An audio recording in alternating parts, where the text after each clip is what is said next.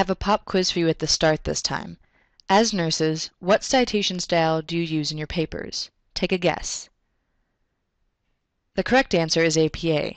Later in nursing school, you'll go through this module about APA 6th edition that your professors and us here at the library have put together for you.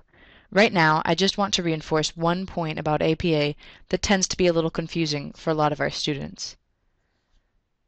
Let's take a look back at the bibliography we made with Refworks in the last section.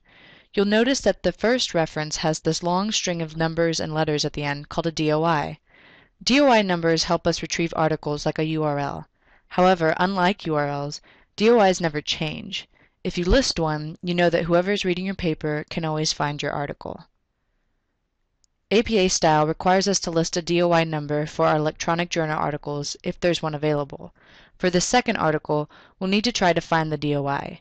If we don't see the DOI in CINAHL, there's one other place we can check.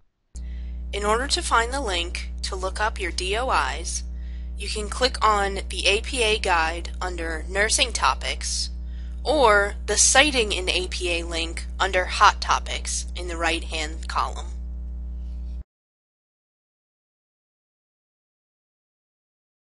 When you get on this page, you'll see this first option here that says Bibliographic Metadata Search, and it has a bunch of fields.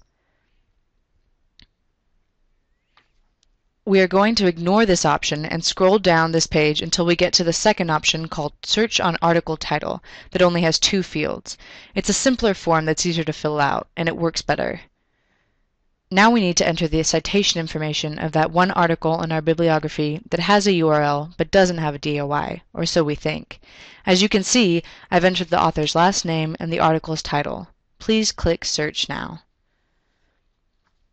Here's our result. If the article has a DOI, it will be listed here. Now we need to add this DOI to our Refworks account. Let's copy this DOI number in order to add it to Refworks. I'll go to my Refworks account and find the reference I need to edit.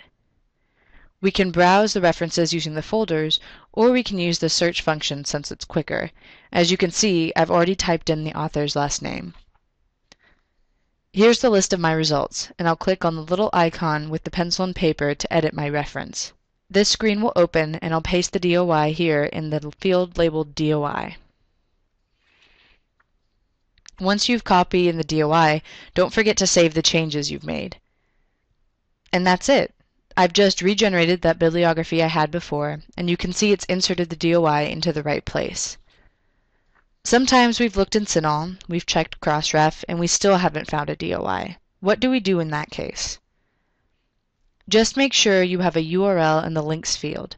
If it's missing for some reason, get it from CINAHL or from wherever you've retrieved the article. As always, once you've pasted that, just make sure you click on Save Reference to save your changes.